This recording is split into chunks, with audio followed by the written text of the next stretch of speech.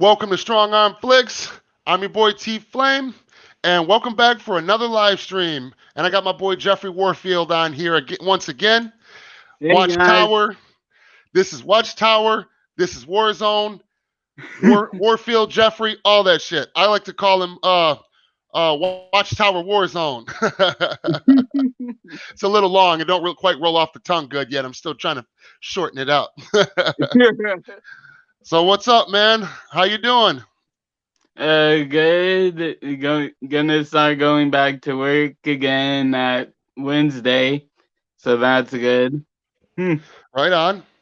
Yeah, that's good, man. I hope that all this craziness in the world right now over this virus ain't, straining your pockets too much. Mine are not being really affected because where I work at, it's just like it's mandatory. Like I work like fucking mandatory, like 10 hours at overtime per week. You know, Wow. so it's like, yeah, so luckily for me, luckily or unluckily for me, however way you want to look at it, because it puts me at, in a sense, it puts me at high risk, but at the same time, it doesn't affect my funds, my pockets, so to Yeah. speak. But yeah, man, that's good to hear. That's good to hear, man. Um, so what did you want to dive into first today, bro? Really, really like wow, like that's really the thing. So, because really, like, I know that you wanted us to start slow burning it before we Yeah, go into the heavy topics, but yeah, really, but really, right now, I think all there is heavy topics to talk yeah. about. You know what? There's, there's nothing we can really do, man, because there's a couple of topics and they're all heavy hitters. So if we got to dive into them, it is what it is, bro. But Yeah. what did you think about? I know I asked you this, but already once before we started. But what did you think about for the audience? What did you think about that video I dropped the other day? Um, about the Barry is the key.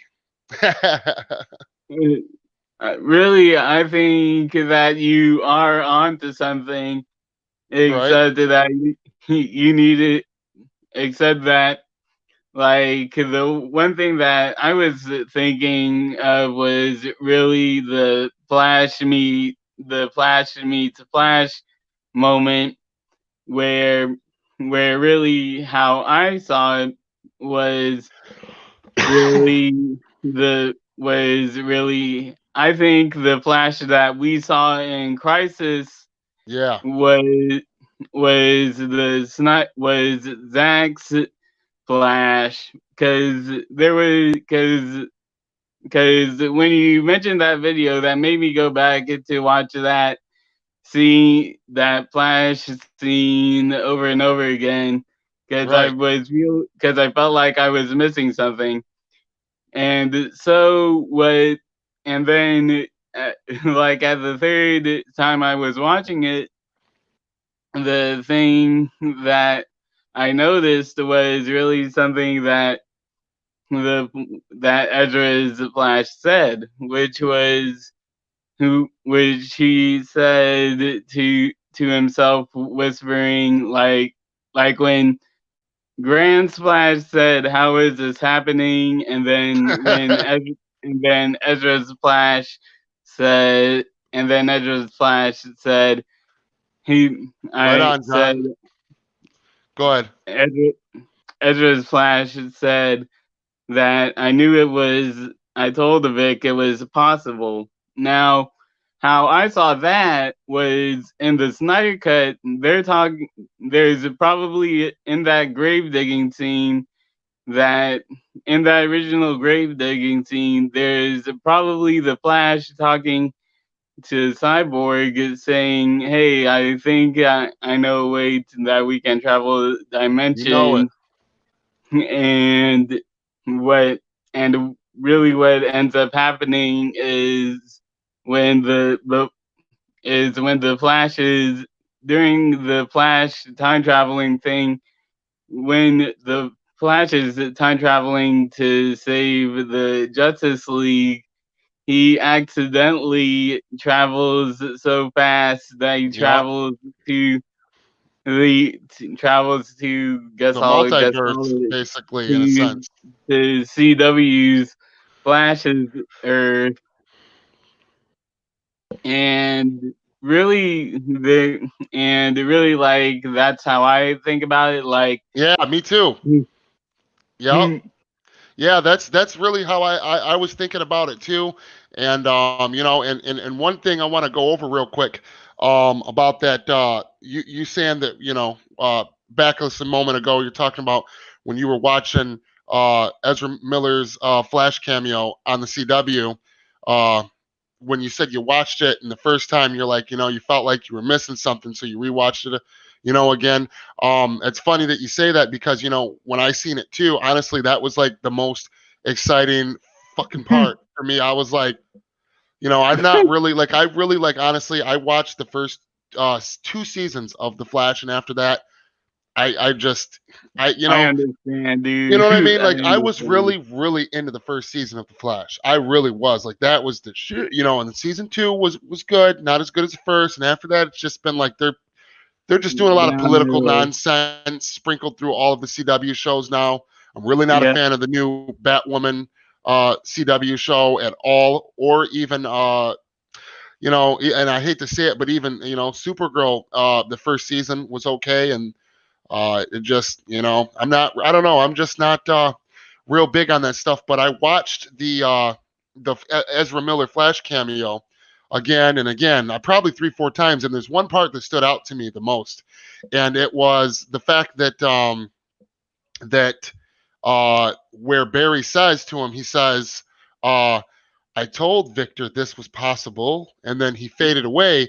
That really yep, stuck out to me because I remember seeing leaked storyboards and hearing Zach at one point talk about Barry and Cyborg having a conversation and talking about them traveling through time. Remember it was what was it, at SnyderCon, where he was yep, up there and he was talking about the story arc with the Doomsday when he first dropped that bomb on us about Doomsday dropping it down and killing Lois, and he talked yep, about Barry and Cyborg talking about these two, you know, these two.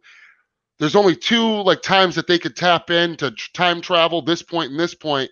And there was a conversation in there, and it really stood out to me, and it made me think, okay, in the version that we got, we really didn't see Victor talk with Barry about anything Speed Force related, but Zack Snyder had a conversation, or told us about a conversation at SnyderCon about them speaking about it. So then I thought about that line again on the CW where he said, I told Victor this was possible. To me, that right there, that sealed the deal for me. I'm like, I believe this is Zack Snyder's version of Barry, and the events that took place in the Snyder Cut are relevant to this. and Um, nerdy. Ooh, he hold on. Nerdy in many ways is here. So let's get him in here. How's it going, guys? How you Hey, doing? how you doing? hey, I'm doing good. Can you guys hear me all right? Yep. yeah, Awesome. Yeah, Well, hear you loud excited and to be clear. here. Awesome. yeah. Yeah. Yeah, So I seen you pop in down there, and I was like, oh shit, I better bring him in. It's all good. I figured you're waiting for the right time to give the grand entrance to me. So You're right on. Yep. So thank you for joining, Nerdy in many absolutely. ways. And Yeah. tell me a little bit about yourself, man. I'm glad you came on the show, man. Yeah, I'm glad to be on here. You do a great job, by the way, on your channel. Thank you. Uh-oh, I hey, think he you all right? froze. He froze. You froze. Yeah, he'll be back up. Yeah, it's probably his internet. My shit just did that the other day, man. I was froze like I remember when Fatal J froze that 2 live streams ago. Yeah, Man, he got froze in such a weird manner. He was like, I don't know what he was yeah. doing. And looking for some reason, I thought he was just posing. For it took me like 5 minutes to realize, oh, he's his shit went down. But all But right, well, we'll yeah, see if he. like, Hold but on. Go Hey, ahead, can you guys hear me Jeffrey. now? Oh, yep, there you go. Yeah. Sorry, my internet kind of went berserk. So sorry about that. Yeah, that's all right. Hey, mine does that shit all the time, dude. Where was I? You were telling us about yourself, and then you got cut Oh, you off. said, Like, yeah, you said you enjoy the show. That's good to hear, man. yeah, Yeah, it's no problem. And I guess just kind of finish off where I left off a little bit about myself. I'm Dawson from Nerdy in Many Ways. I do reviews and such of movies, video games. I sometimes do music stuff whenever I'm feeling music savvy, and art as well. Do a weekly sketch on Procreate and stuff like that.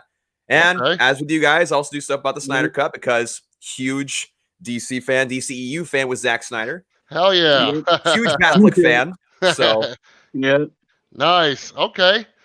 Well, man, I appreciate you making the time to come on here. yeah, absolutely no problem. No problem. I'm sorry I had to reschedule a day, man. I had a family emergency happen last minute, and I was like, But oh I shit. totally get it. Totally understand. Like Yeah, family is totally priority get it, number man. one. So Hey, did you check out? I don't know if you had caught. Did you catch that video I dropped the other day about Barry is the key? yeah, I don't know. I did see that. Yes. Yeah. I guess Jeffrey told me. I guess that scene in that was in the clip that was in the HBO Max premiere. I guess he said that that they figured out that clip actually wasn't from the Snyder Cut. It was from some movie with something with wolves in the name or something. Yeah. Oh, okay. Yeah. So I was like, oh well, that because to me that was like to me I thought that was them hinting at it because they're on Twitter. HBO Max is they're consistently HBO and HBO Max liking shit related to the to the Snyder Cut. Right. So I'm like, so when I seen that, I'm like, man, that's that's got to be another hint.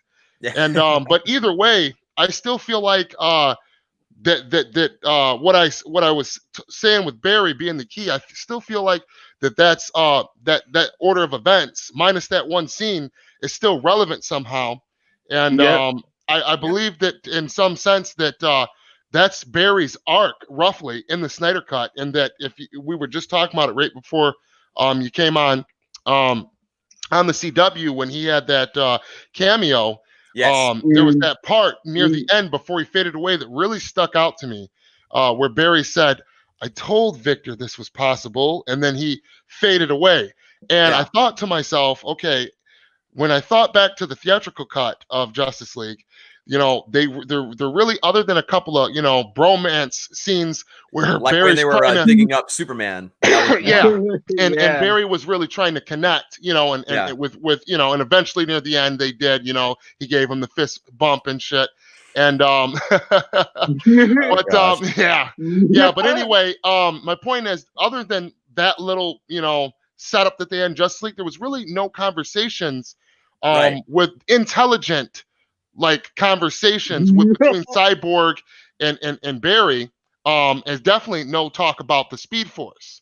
Right. You know what I mean? It's either between it being in the Snyder Cut where that's discussed, or they insinuate that's off screen, which it could be either one of those two. But I'd like to think, like you just said, that it's in the Snyder Cut because again, that whole scene where Barry and Victor are digging up Superman's grave, that's just totally Whedon lines right there. Just not really deep, just very much cheesy. Yeah, oh yeah, that's definitely Whedon, and as we know from the image that Zach dropped, for some reason Whedon thought that it'd be cool to cut out the rest of the members that were literally there, standing there behind him, like Aquaman and Wonder Woman. They're standing there, and Aquaman's getting drunk. He's sipping, and and he's over there, talking to Wonder Woman, and and they're standing like right behind him. They got a van, and they're all. But the difference is, even their attire, they swapped it out and made it like light and bright because they had black trench coats on because they're digging up the dead. You know how Zack Snyder likes to really set the mood with and so they changed their clothes. They and they cut out Wonder Woman and Aquaman, and then they reshot the lines between Barry and Cyborg to say like, hey, like this goofy, awkward shit, you know what I mean? Whedon stuff. It's like in the honest trailer for the Snyder Cut when they said, "Watch as Whedon's cheesy lines get sent swiftly down to hell." It's like that's basically where that needs to go. That was the thing, really, about going back to that Flash meets Flash moment that caught my attention. So no one's talking about the backstage politics of that scene, And what I found interesting about that was that originally wasn't in the plan. Like that was very late in the game, and it I mean, wasn't it's the Warner scene. Brothers. What do you expect? They don't plan very well. No, Right. no, here's the thing. The CW head didn't even mind putting Ezra Miller in the Flash meets Flash scene or CW crossover event, but Right. but apparently Jim Lee actually said, someone in the production studio said that What's up, subjective? that What's up? the That's my boy, subjective, hey right there. Hey, what's hey up, man? so really what I was that's what I was gonna say. So yeah, like someone in the production side of Warner Brothers said that the WB execs wanted Ezra Miller to be in the CW crossover, Yeah. and the interviewer asked who was it in particular, or it why was that so late in the game, and the person said, "Ask Jim Lee." So so really, and really this is me gonna go in for a little bit into really the future for a bit, and you know that I always do that. Yeah. Oh So yeah. if you guys are comic fans, you would know that Ezra Miller's the Flash's blue lightning is a symbol that he can travel through multiple dimensions, Yeah. Yup. Of and course. Yeah.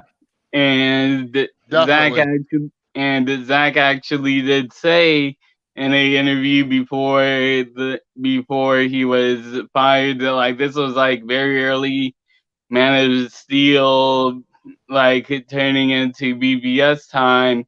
He said the reason why he wanted to do the DCEU was to really explore the multiverse concept that he really liked so much, and I'm gonna play devil's advocate here for a little bit, because Jeff Johns, the only thing that has been consistent with Jeff Johns, and the only thing that has been positive is what you said, that every every universe is everything is connected, from the CW shows are in one universe and the movie universe is in another, but Right. they're still connected. So really, like, clearly, even though Jeff Johns is a jerk, he still has we still have that connected thing that Jeff Johns had said. Right. So yeah, that's my whole devil's advocate thing going on. Okay.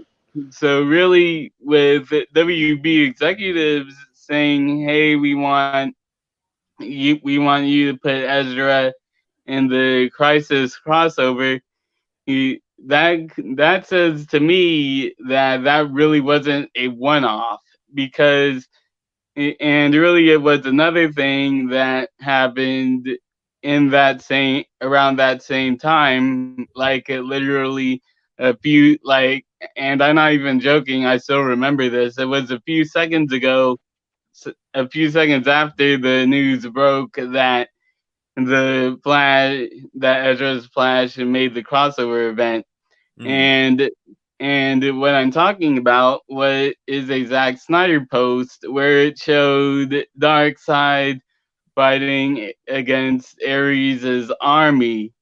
Yeah, I Now, remember that. now, and I even and I even told and I even told his subjective reviews of this on Twitter. I told him, "Hey, I bet that they're going to put that Zach is going to post something during the finale of the Crisis event." And he asked me why, and I said that the Crisis event the Crisis finale was in January 14th, and that's basically a month from 2/14. So, and that was really just my explanation. Like, it's just logical that Zach would post that day, and then Zach posted that day, and really, I think that's really a connection that says, yeah, Zach has been back for a while, for as long as, let's say, December, Mm. and Right. that's when it was rumored that was going through with negotiations with Right. Warner Brothers. So Right. so really, like, I think that that Justice League 3, we're going to be getting the Final Crisis arc, which has a connection to what will happen, which is Batman does die. So really, like, if you do think about it, like, yeah, definitely going to get the final crisis. Definitely going to get that Final Crisis arc Yeah. that Zach wants to do. Even though, even though it was a bumpy road, I think we're going to get that Final Crisis arc. That'd be awesome. And speaking of Yeah. Zack Snyder returning, I kind of want to talk about that real quick, if you guys don't mind. I was listening Yeah. to a Go ahead. podcast. I was listening to a podcast the other day. You guys know Lightcast podcast Oh, you mean? with the culture Oh, nerd? yeah. I've heard of that. Yeah, Yeah. So they did a really great job. They had a interview with I can't remember who it was from the Culture Nerd who posted the article about Zack Snyder and the troubles behind the scenes with Warner Brothers and such. Yep. Nice. And he talked about in that article, of course, Zack Snyder being back and producing Wonder Woman 1984. He also said something very interesting that I can't verify because I haven't seen anything on like IMDb. What's up, South Cali guy 87? Good to see you. What's up, South Cali guy? And he said that he actually suggested that Zack Snyder was going to be a producer on the Batman, which was odd. Because, yeah, because I didn't see him on the IMDb on there. I looked it up and I didn't quite see that. So I don't know if that's like him knowing that he's producing. He's just not quite in the credits yet, just because the movie hasn't finished filming. Right. Exactly. Or whatever the case may be. Anyway, I just thought that was interesting.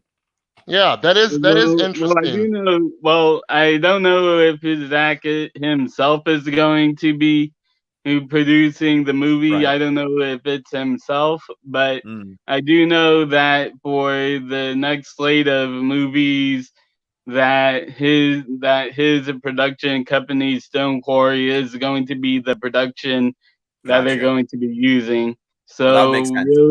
Yeah, like, that makes total sense. Yeah. So really, it makes sense for him to say that. Yeah. And that kind of stinks about when you mentioned Strong on Flix about the scene in the HBO Max trailer that's not the Snyder Cut. Yeah, it was actually interesting because like when I first saw it, like I could definitely see why people would think that, but at the same time, I looked at the scene with the Flash, right, in the trailer, and then it showed that scene. It was like a slightly different, like barely slightly different hue to like all the fade or the blending, or what's called, and so I noticed, I was like, that's very, very, very slight difference, but that might be enough difference to make it not quite in the movie. So that's why I was very hesitant to do a video at first. I was freaking out because like if it was, then like great, I was like, dang, nice. But I was like, you know, in my and you know, and that's why I said I just, to me, like I said, I still think that that set of events and that is a small arc. I believe until it gets completely discredited. I believe that that's still relevant. Just that, you know, that the hint at it being on HBO Max, that one scene, you know, obviously that was a different movie. You know, and you know, that to me though, like it could still go either way because, you know, HBO Max, you know, they're like I was just saying a little bit earlier, you know, they're liking and sharing stuff what about for TNT? Zack Snyder's Justice League and AT&T. Yep. Yes. WB No, Shop UK, and I TNT. Oh yeah, just No. seen TNT. Yes. Yeah. Yeah, TNT. yes, TNT. And TNT, they're owned by aren't they owned by Time Warner or Yeah. Yes. or Yeah. Warner Media? I mean, And they're part of the slate of things coming to HBO Max. All the TNT shows. Yeah. yeah. Yep, and Jeffrey was me and Jeffrey were talking about it last time. The who was that guy? I always forget his name. He stepped up. They just got a new Oh, boss. yeah. What was that dude's Jason name, Kilar. Jeffrey? Yep, I Jason believe that's it. Kilar. Yeah, I don't Okay. know why I Yeah. always forget his name. What is he the head of now? Again? He's the head of Warner Media Group. Yep. And he himself on the internet right after they appointed him gave him his position, he was on the internet sharing and retweeting stuff about the Snyder Cut as well. Yep. So all the pieces on the chessboard, so to speak, are falling in place, and it seems like that we might have to wait because of this virus. Everything in Hollywood's a mess right now. It's not just the one thing we're waiting for the most. It's funny how the unfortunately tables. it's everything. It's funny how the tables turn. Like for the longest time, it was like the production company. It was like all the negative fans that were the enemy, and now the only thing standing in its way is a freaking virus. Like there's this I small know. thing. It's like, come on. Like when everything else lines up, this pandemic that no one else saw coming. It's like, what? I Come know, on. man. It's just I was so bummed out, man, when the news broke and everything's getting delayed, and I'm like, no. Like, bro, we were fighting for so long for this. I mean, everybody has been, really, and it's a shame, but it's like we've been through worse. And Yeah. maybe it's for the better, because I just something just surfaced the other day about I can't remember who it was. Oh, the Batman about the Batman movie with Matt Reeves, that supposedly because of this virus going on and everything being put to a halt, that they're giving him more time and more resources to refine his movie and make it to where it's exactly how he wants it when it comes out. Because a lot of people, like for example, David Ayer, when he created Suicide Squad, released the Ayer cut, by the way. But when he created, Yes. when he was making Suicide Squad, they only gave him, I think they said, less than 6 months or something like that to get. I can't remember what production it was on the movie, but it was something crazy. And they said that him not being a really well-known director and doing a large budget film, that he would have greatly benefited from being allowed to have an extra 3-4 months, and that would have helped the overall quality of the film. But we know now it was Warner Brothers that did that, but still that definitely would help any director. So to me, it's like maybe this could work in Zach's favor. You know what I mean? Maybe they're like, well, we're going to have to wait even longer now. But you want to shoot them additional scenes with, Harry Lennox's Martian Manhunter now? Do you want to, they could very well be having them kind of conversations behind the scenes now, and there'd be really no reason why they wouldn't be. Because he's got a lot of people now in high-profile positions that are popping up all around him, in Warner Brothers, Warner Media, TNT, AT&T, all that. So really things are looking better than ever. And on one hand, on the other hand, the virus has halted every damn thing. and really like here's how I see things. Like here's how I see things with the virus personally.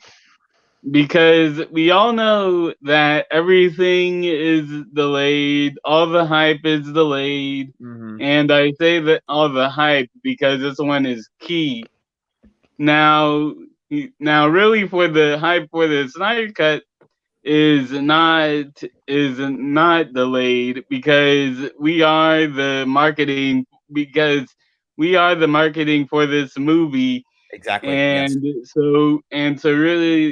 so really like that puts it in a way like we're kind of doing good business for WB promoting this movie while other companies aren't promoting their movies. So people are for throughout this whole coronavirus, people are seeing these trending events like, yo, what's the Snyder Cut? What's the Snyder Cut? What's Zack Snyder's Justice League? And Yes. so when the coronavirus is done, let the floodgates out, and then all the money comes in. Bless you. So really, how He I said, see "Where's it. Fatal J?" John said, "Where's Fatal J? I see subjective, but where's Fatal J?" I don't know if he's available, man. I could have shot him a link. But Go ahead, yeah, continue. Go ahead, Jeffrey. but yeah, like I said, really, how I see this whole virus thing going on, I see it as a good promotion opportunity Yeah, for absolutely. us Snyder fans to Absolutely. actually promote Zack Snyder's Justice League, which really, like, I wanted to talk about anyway, because really it has to do with the hard, scary idea that Zack wanted to do. Yeah. Now, in SnyderCon, he actually said this, where he was talking about how we shot a lot of that, like how he said we shot that a lot of that hard idea that we wanted to shoot, but we didn't get to finish it. So really, what that means to me is they did shoot a lot of the original script and screenplay for it. So my thing is, maybe those additional scenes are really to finish Zack Snyder's Justice League. Yeah. Yeah, I can totally agree with that. And Oh I love how shit, there's Fatal. Hey, What up, there Fatal he J? is. There he is. Hey, Fatal J, I just sent you a link, homie. If you got a minute, he said T Flames spitting flames. Always, baby. Oh, yeah, that's awesome. But I sent you a link if you want to pop in. I sent you and Subjective Reviews one. It's a couple people in the audience that was wondering where you all was at, man. Make it a party. Yeah, making a party though. But man, I think that that scene though, man, I really feel like that scene from the CW where, like I said earlier, where Barry was like, I told Victor this was possible. That, Yeah. like I said, I really think that that's in Zach's cut simply for the reason that at SnyderCon, when Zach explained his original vision before Chris Terrio and them had to rewrite before they stepped in and brought Whedon and rewrote it again. He talked about Doomsday booming down, killing Lois.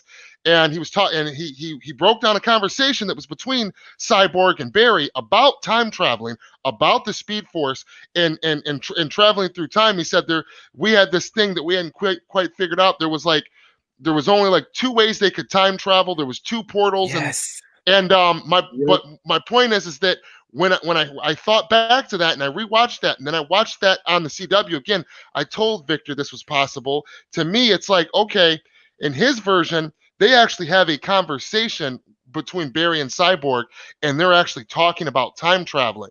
Yeah. Right? If you keep it at its basics, correct? And then on the CW, he says, I told Victor this was possible. So to me, I'm thinking that, like I said, that's why when I made that video, I really thought that shit out. And it was a bummer that one scene from HBO wasn't in there, but I still think that the other stuff and that line of events is relevant. Do you think that could very well be, in the Snyder Cut in some sort, maybe kind of vaguely enough to where it could tie in? I could definitely see that. I mean, because like you just said, Zach and I talked about this whole time travel thing. But first off, I want to address the time travel thing because it's freaking brilliant. Because he talked about how you have to have it at a specific point because the planet has to be in the right location at the right exact point, which makes sense because you send a person to the exact same location back in time, it's not just going to automatically go along with like the Earth's movement around the sun, right? I Right. had never thought of that before. When he said that, I was like, oh my gosh, that is insanely brilliant. Yeah. And it's so interesting. And I do agree. I think at least to a certain extent, we could see that at least mentioned in the Snyder Cut, because again, well, maybe not the Snyder Cut of the first Justice League, maybe Justice League 2, like when they discuss like going, or at the end when they discuss like going back in time, or in the third one, you know what I mean? But definitely at least somewhere along the line, but maybe like a throwaway line about it at some point in this first one, probably. Yeah, I can agree with that. And subjective really, review said the Snyder League is all here. Yeah. And really, this is something I found, and really, this is something small, but something I found cool at the same time. Where in the Flash cameo, where he says, like, let's say that he was talking about time travel. So where he said, I knew it was when Ezra said, I told the Victor it's possible. Like, this whole thing is just insane to go deeper into. So when he says that implies that Ezra's Flash has never done that before. So think about that. Like, this was probably like his breakout moment for his time to shine. So that means that this was that means that this is like we're seeing his first time traveling, and he has never done this before. Which I think would be on par with the Wonder Woman's entrance with when she came in to fight Doomsday. Like, we all talk about, like, that's the best entrance in comic book movie history. Like, yeah. And you know, and about that scene, I just love the line right before she appears. Batman's just sitting there. Doomsday comes. He's like, "Oh."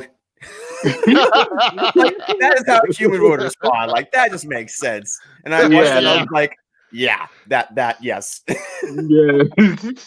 Like, that's kind of humor Batman's capable of. Right. Yeah. You know, and it makes me think like there, you know, back thinking about the version of Barry Allen that we got in the theatrical cut from Joss Whedon, and thinking about, you know, Zach's version of Barry. I remember back him dropping, you know, he drops all kinds of shit, but I remember him dropping an image of Barry that's in the Snyder Cut where you actually see him with a backpack on. He's you know, with one arm, he's got one strap on. He's got them almost like Superman like glasses on.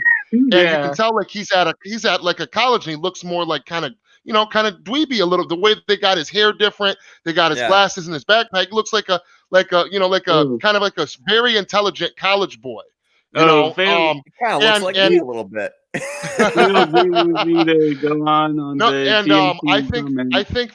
think that the version we got in the movie, it's like, okay, why didn't he have his glasses, you know, as Barry Allen in the movie? Why didn't we see him at college, you know, or any of that stuff? And I think that the version that we got, that we were supposed to get was like a Barry Allen that was more like talking about theories and on the Speed Force and more intelligent. And I think that if I can break through and do this and that, you know, and I think intelligent. Exactly. And I think that what Whedon did was replaced all that with him falling on Wonder Woman's tits, with him like, also one of my fears is drowning.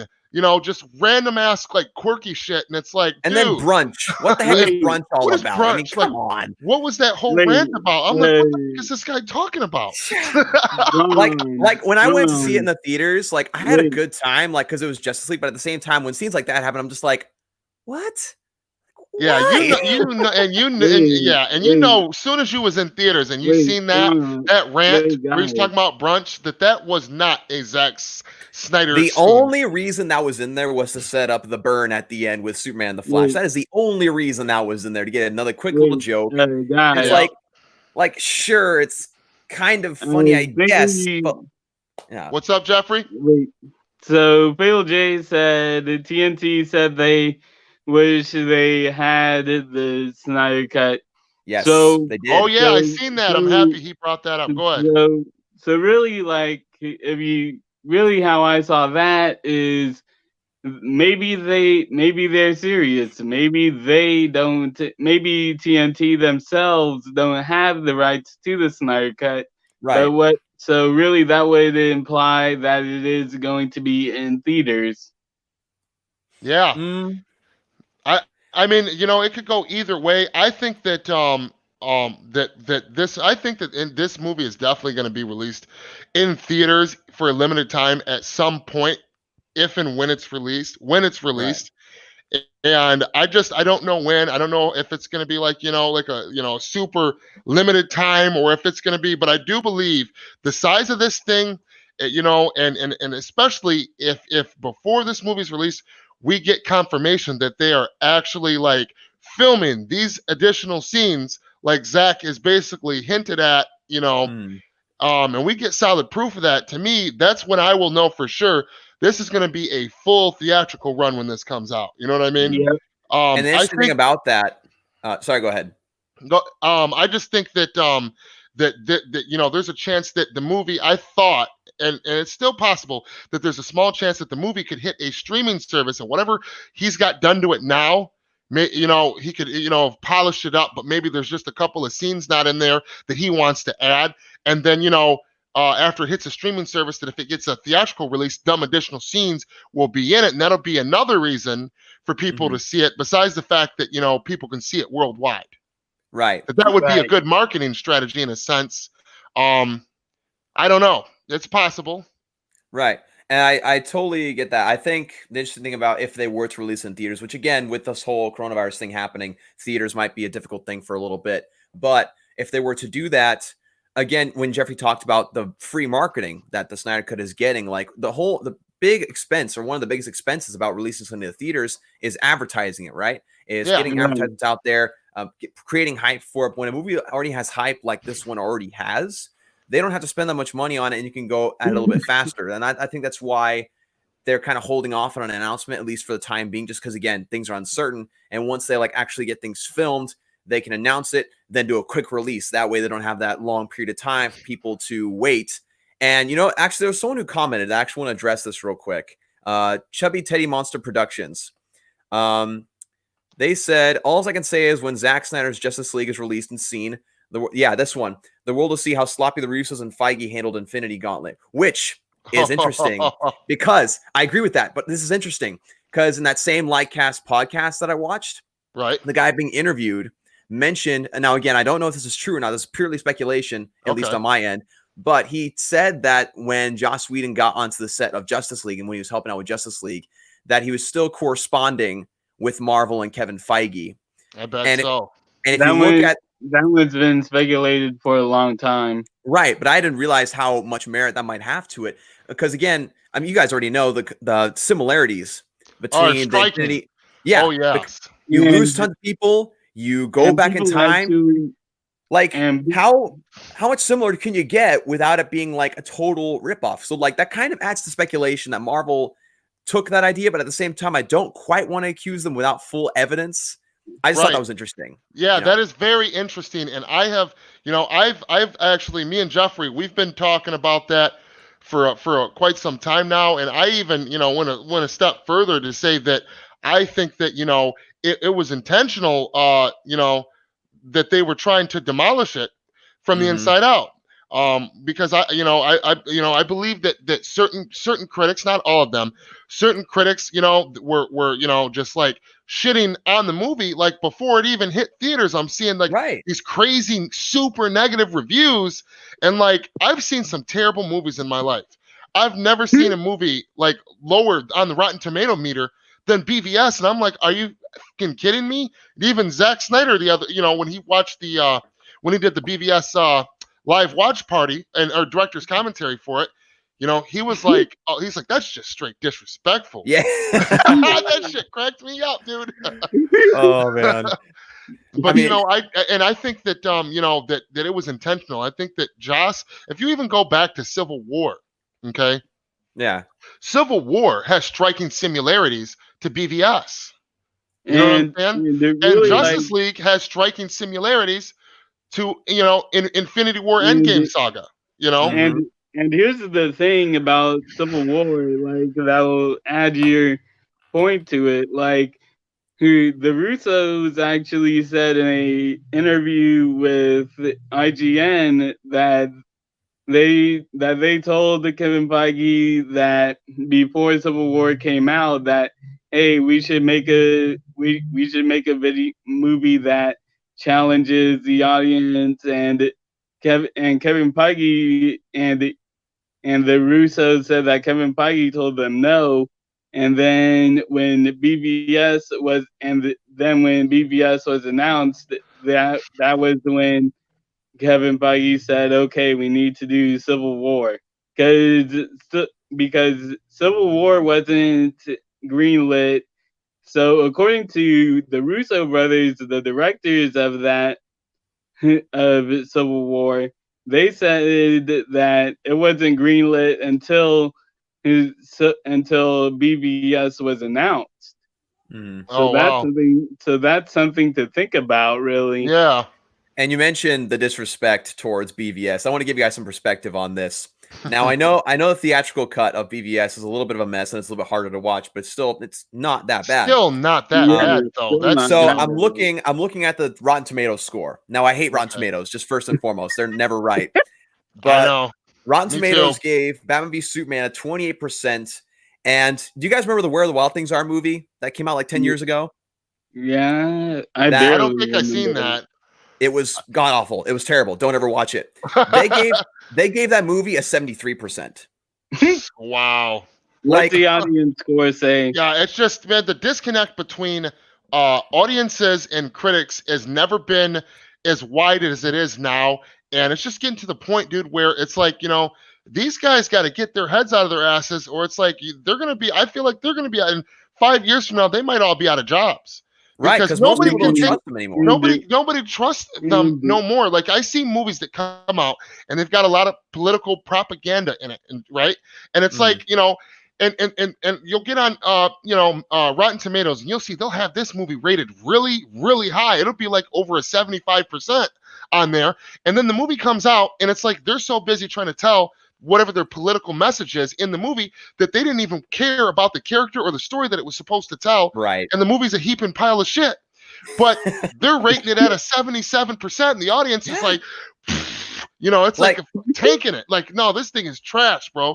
And Where it's the like, Wild Things Are, there was never been a movie where I wanted so bad to walk out of the theater. I was there with my family, so I really had to stay, but I wanted to walk out so bad. It was awful. So terrible. I've seen so many other movies like that did better than BVS. And again, like you said, these Rotten Tomatoes critics, or just critics in general, are losing their credibility because, again, like you said, there's that disconnect. They don't understand exactly what fans want. They're simply looking at oh gosh, what is it that they're looking for? and there was like that one instance with Captain Marvel, the Marvel movie, Captain Mhm. Marvel. But yeah, with the whole Captain Marvel instance where Rotten Tomatoes basically basically got rid of the whole got rid of the interest score for a while, and it's Mhm. like, why would they do that?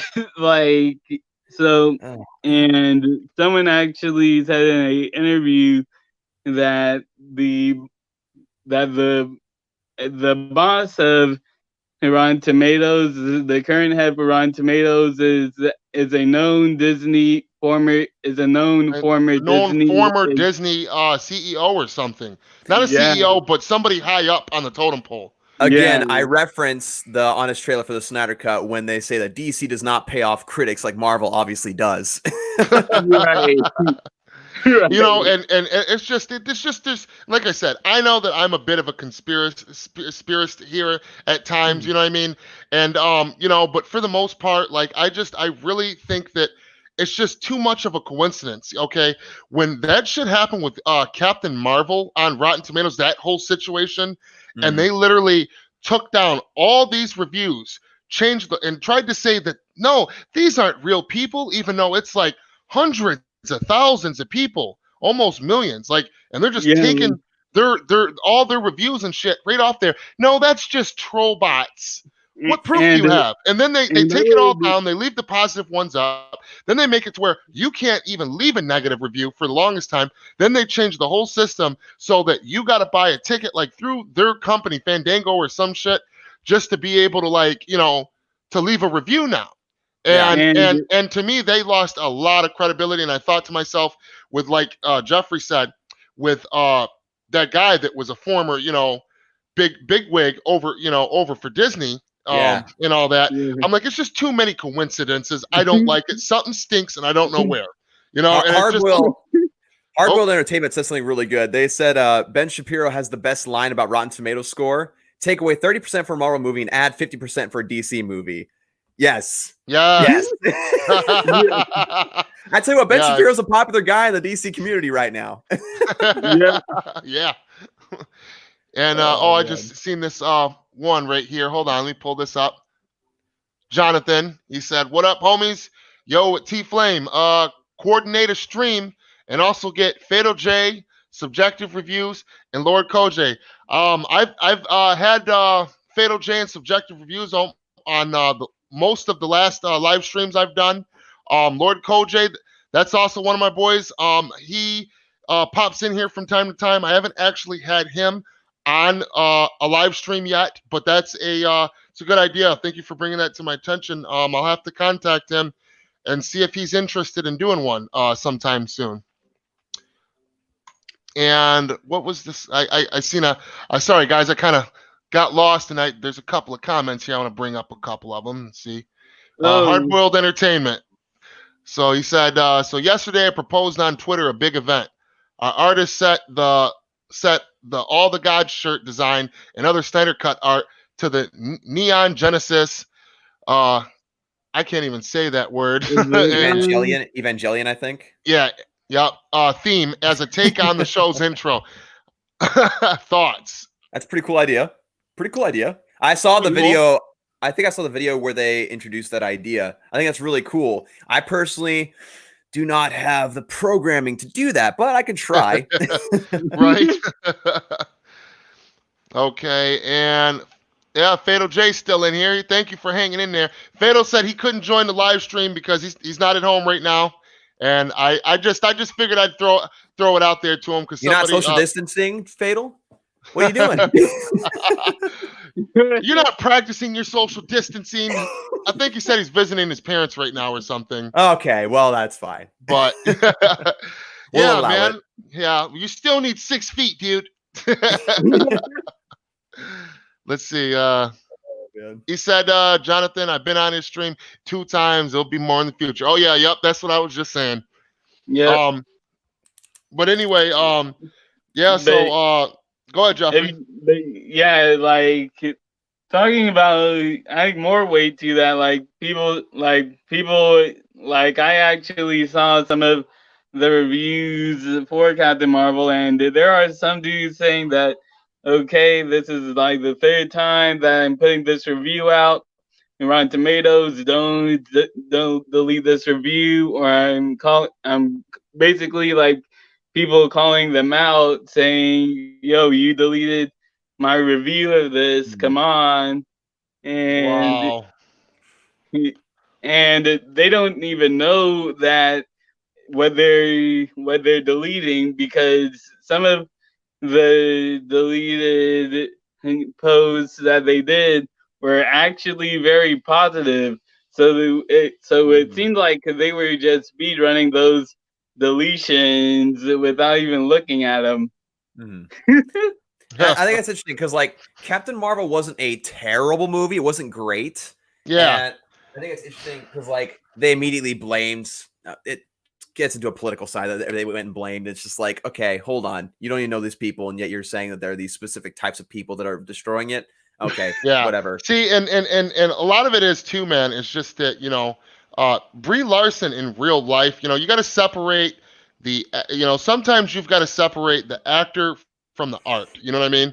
Right. And you know, and but her in real life as a person, You know, she's like just constantly on this like SJW, you know, and political nonsense, and like, you know, like she's got some kind of problem with white dudes, and she's like, you know, all, like literally, I mean, I know she's, you know, she's white, but she's like, you know, just talking It's the shit, like popular in thing front of right now. all these people about white dudes, and it's like, I do not care what a 40-year-old white dude thinks about A Wrinkle in Time, and just going off, and I'm like, dude, shut the fuck up. What are you trying to promote this movie or destroy it before it comes out? Like, Yeah, I mean, where's her I mean, PR team? Somebody put a I mean, bunker on her. I'm a white guy, but like, I don't think I'm that bad a person. Like, I try to be nice. Like, sorry if Dude, I mean, and this is the thing that I find funny about the Oscars. Like, oh boy, like, we're getting into it now. no, like there was this moment in the Oscars that no one is talking about. Like, there was this moment in the Oscars where Samuel L. Jackson and where Samuel L. Jackson and Brie Larson were to present a award together. Now here's the thing, like with every group there would always be like a little bit of banter and all that.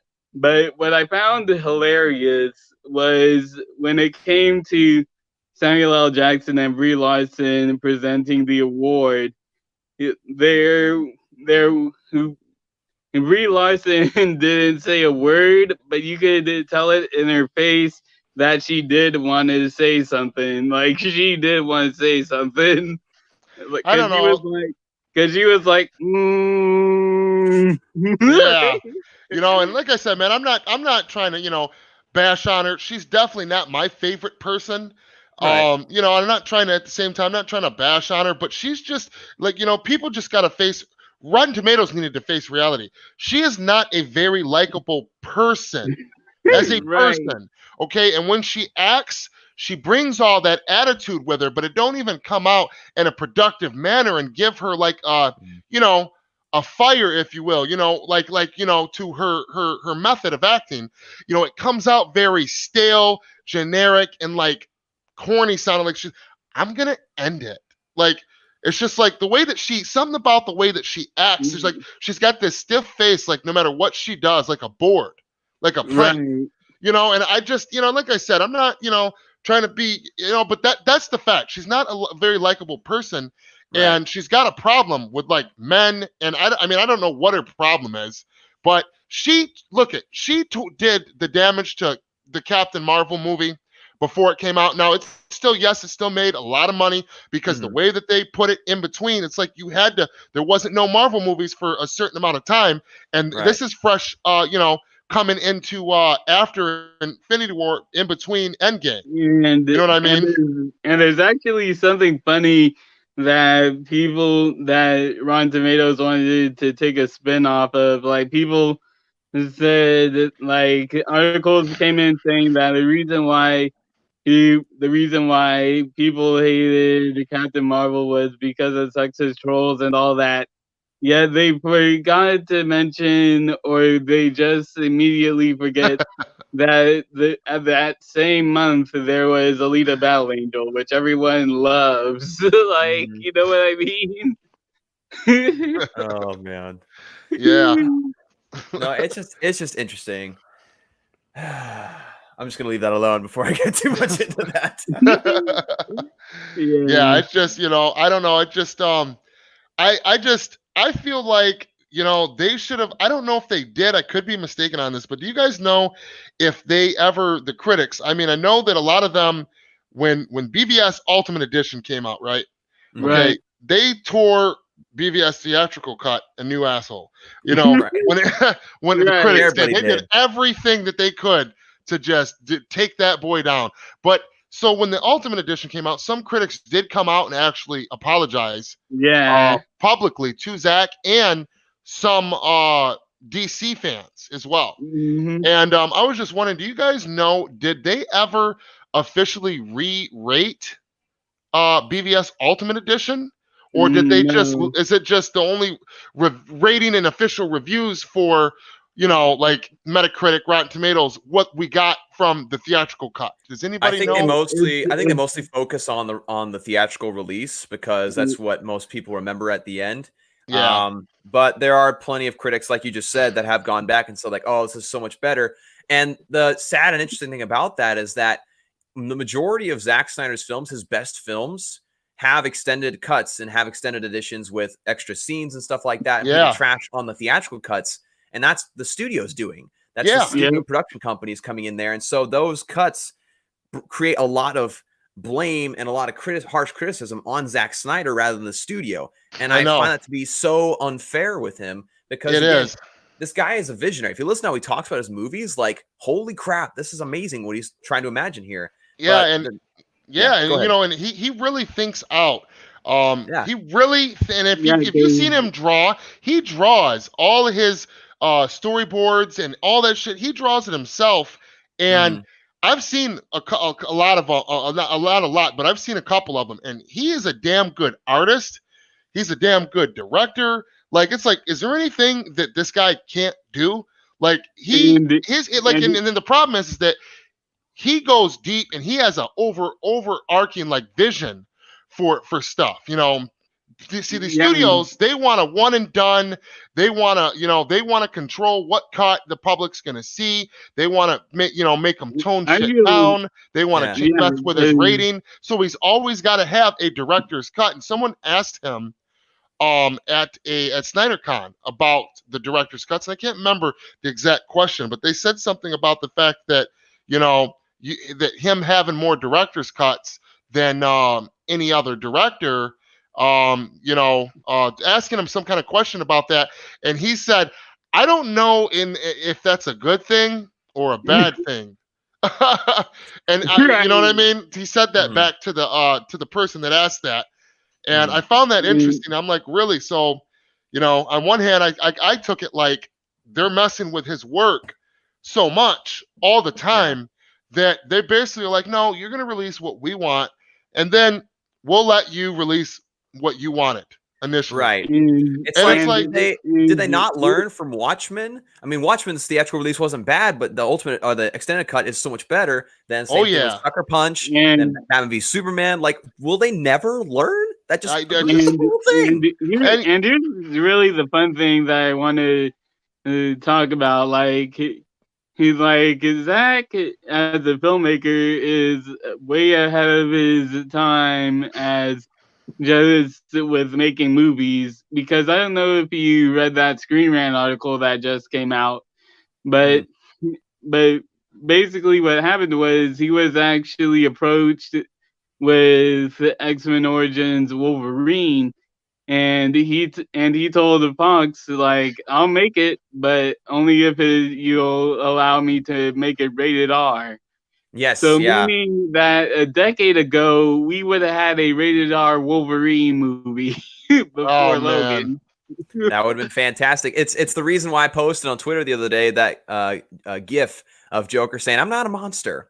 I'm just ahead of the curve." That's exactly what Zack Snyder is. He's ahead of the curve. Yeah. I mean, because if you look at all the stuff that he does, like, they were worried. One of the main things they're worried about, or that they say they're worried about, was like runtime. But they fail to realize that people are more willing to watch longer movies nowadays, or at least I feel like they are. People are more willing to have a more flushed out story. People want to see more scenes and more things explained in their movies. And I agree with that 100%, because I feel like nowadays with the internet and with all the information that we get nowadays, that you go back 15 years ago or longer ago, and you could have never have knew all that. Like, we are very informed on things that we enjoy now, and we know, well, there's more to this. Why can't I see it? You know what I'm saying? So that's the problem that these big studios are having, because their audiences are all on that mindset. You know what I mean? And they all, when they watch the movie, they're like, well, that wasn't in, where's this scene from the trailer? Where's this scene from the trailer? And it's becoming an issue, because now they can't hide as easy as they could, 12, 15 years ago, what they're doing to their creatives and creators behind the scenes. You might see something and think that it was pretty good, and other people might think that, it was just okay. and then you find out this is what it was supposed to be, and everybody agrees, that would have been flipping amazing. But guess what? They won't release that damn cut to the public, and it's just sitting on a shelf somewhere. And they're having more and more issues nowadays because of this. And I think that now more than ever, audiences, when they watch a movie, they are really paying attention to the story. They're really paying attention to the pacing. Except for Snyder Cut or Snyder movie haters. Everybody except for those people. Dumb people. Yeah, I know. They say, they're dumb people are. That's crazy. People, I've heard people say that, and I'm like, that's flipping nuts. I can't even believe them words come out of their mouths. But but I'm saying that people are paying attention to that kind of stuff, and when they see that, it's clear as day when you watch a movie. For example, the theatrical cut of Suicide Squad. You can tell the editing's all over the damn place. You know what I mean? Yes. And people, they don't like that shit, and they notice it now. They know that we have more knowledge of how these things work nowadays, and it's just like I said, it's harder for them to hide their misdeeds that they're doing. It's like the other day I was watching a Cinema Sins video about the original Planet of the Apes movie. And they showed this one clip where it was like the worst like transition I've ever seen, where it was like a weird cut and also like zoomed in on his face, like really weird in the movie. And I was like, the fact that back then, like, yes, it's still an iconic movie, but at the same time, like people back then didn't understand like that was a bad cut. Like that was a really weird cut in a movie to do it in that way. And people, like you just said, they're more informed about how movies are made. They're more informed about how things are supposed to feel. And honestly, people are a little bit more picky now too. Yeah. Like, and also the information you talk about, sorry, Jeffrey, I'll let you talk in a second. But the information you talk about people getting out, like, could you imagine if when Star Wars Empire Strikes Back was being made today, there's no way the secret about Darth Vader being Luke's father would have been kept secret. There's no way that would have happened today. No way, dude. It would have been any surprise like that. Bro, that shit would have been leaked to Reddit after 2 weeks. Like Darth Vader is who? What? Yeah, people would have been losing their shit. Like, well, but it's just, it's a lot different now. And I just think that, specifically like, I don't know. I don't know. I mean, like it seems like with Warner Brothers specifically, that they have a major problem with pushing out this narrative. Literally, these posts saying that they are a director-driven studio. Like I've seen the posts. They've literally put this out on their social media platforms. And they have this narrative of doing this and encouraging new young filmmakers to come to Warner Brothers. Don't that we're gonna mold you, we're gonna help you be all you can be, and that we're director driven. We're gonna think that we're gonna help you create what your vision is. And then you see in reality though that they're doing the exact opposite of that. And the fact alone that Warner Brothers, after 2.5 years, has not came out and at least had an official statement and said anything is cowardice and shady. And it makes them, and it doesn't matter that the people that are there now aren't the people that were there before, because the company as a whole, someone's got to do it. I know none of them want to do it. No one wants to clean up shit after it's dropped, but it's just like someone's got to do it. They don't understand, like, that's until this is released, which I'm sure they will release it, but until it is, like, they look crazy, dude. They look crazy as hell right now. They look crazy and dumb. And real quick, I want to make an analogy, but I want to make sure you guys understand this. Have you guys watched The Office? Yes. Okay. No. So Warner Brothers is to directors. Well, Michael Scott was to Jim Halpert when Jim Halpert was co-manager. Like, they micromanage everything about the director, would say like, hey, you have free reign. You can do whatever you want. It's not that, or that. Just don't do that. And put this in there. You're totally right. I saw that the other day. Yeah. How they say we're a director studio is like bull crap. Yes. Crap. That's absolute bull. And really, here's something I really find funny with Warner Brothers and Disney. Like Disney, they'll just be slapping the face about it, about how they want everything they want to be is sparkly clean. While for Warner Brothers, they'll do something sneaky about it. Like they'll do backstage stuff to the director, but put it under wraps. Mm-hmm. But I will give them props for this. They did help the director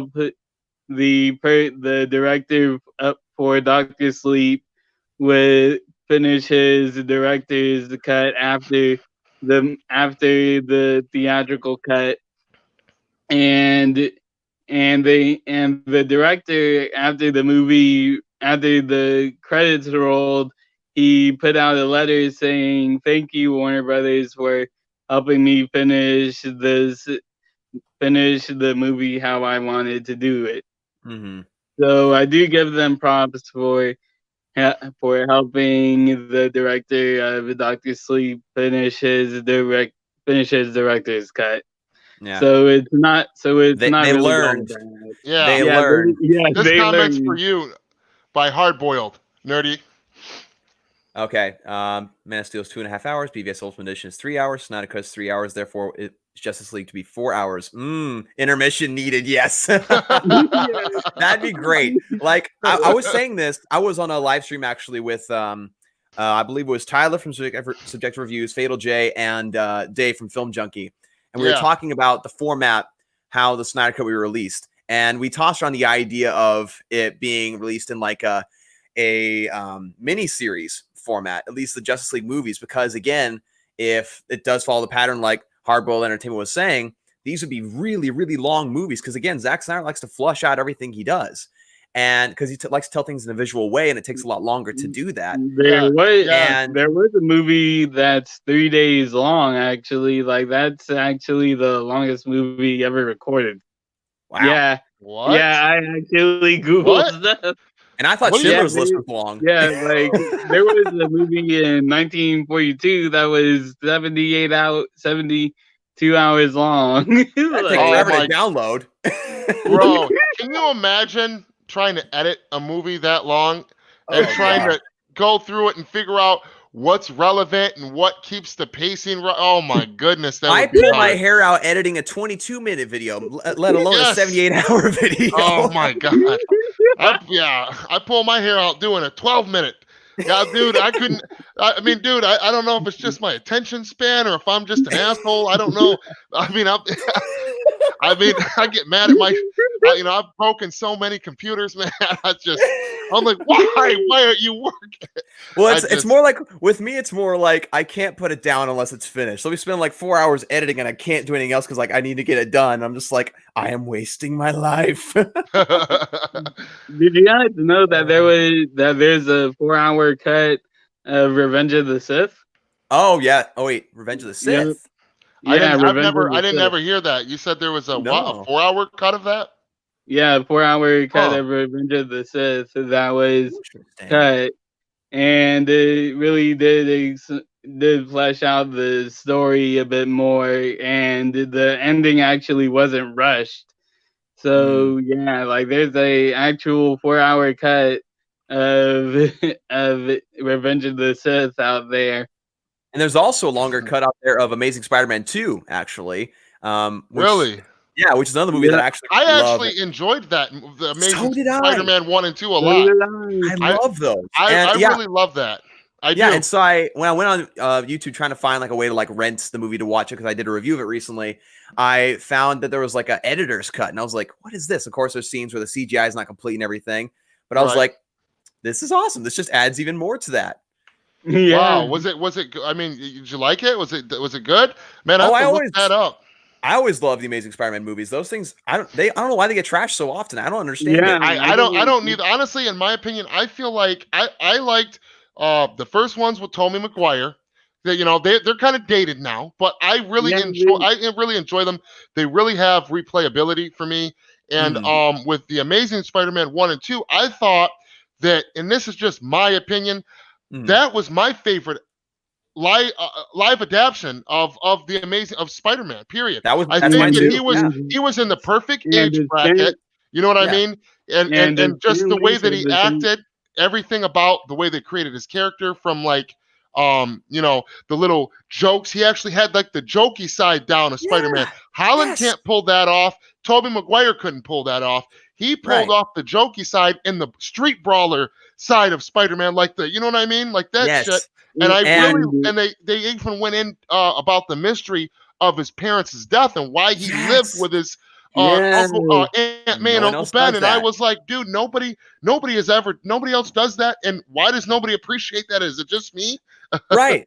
Like I did a whole video talking about the same things as you did just now, like talking about how much I love it. I mean, they do web slinging in those movies so much better. Those two movies are the only superhero movies that I actually like the romance in it. The only ones. Yeah, it's pulled off properly. And when she died in Amazing Spider-Man 2, that I actually felt that. I was like, he was so close to saving her, and like it hit you right in the feels. I was like drinking my pops. Like, I'm like, oh damn, she's really. I'm like, oh, quit playing, bro. You got her. She didn't. You shot her with the web. She slowed down. She's just got a little boo boo. And then they showed her. I'm like, oh, she's dead. No, as soon as her neck snapped, I was like, oh man, okay. Yeah, well, I thought maybe she just like popped her neck at first. I was being real stupidly optimistic. I'm like, no, she's okay. She doesn't do a chiropractor anymore in her entire life. She is good. She's fine. But yeah, like, dude, she grew 4 inches. But yeah, like really, like that's the thing. Like, really, I don't even think that I don't think that we can call the MCU Spider-Man Spider-Man. I don't think we can call. He said the Amazing Spider-Man was fantastic. What's up, brother? All right, go ahead, Jeffrey. But yeah, like, can we talk about how all of the Spider-Man villains are influenced by Tony Stark? How all the MCU are inspired by Tony Stark? Yeah, because it makes you think in a way. If you take a seat, it makes you think that without Tony Stark, there would be no Spider-Man. And when in fact it's supposed to I be really Uncle don't. And listen, I can actually see that angle. I actually can see that. Where you're coming from with that. And I've heard that before from other people. And it's just and to me, like I really liked Spider-Man growing up, like the some of the older comics, specific ones, the anime, especially the early 90s animated series of Spider-Man. And all of that, and I was, really grew up watching it, and I loved it. And like Sony, they're like I said, they're Amazing Spider-Man and Tobey Maguire Spider-Man. I loved. I don't know why I can't really get into the one with Tom Holland because the fact that it has its moments. It's not trash or nothing like people say. It has its moments, but I can't get into it. And one of the main things that bothers me is, like he just said, is that basically like in both of his movies so far, he needs his ass wiped and saved every second in the movie. And it's like, how are you Spider-Man, bro? If dude didn't show up, all of them would have died. You would have been killed. And then the next movie came out, and Far From Home, same shit until the very, very end of the movie. I mean, he overcame, Mysterio, and the illusions, and that was like a breakout movie or a breakout moment. And I'm like, this moment has no merit. It don't hit you in the feels or nothing. You don't give a shit because you're like, dude, I hope that you can handle one fucking bad guy because you've been getting your ass whooped for 2 movies. Yeah, and the interesting thing about that is in the Amazing Spider-Man 2, when like everybody in New York City loves Spider-Man, I loved that. Everybody cheered for him. Everybody was excited for him. Yeah, I love that a lot.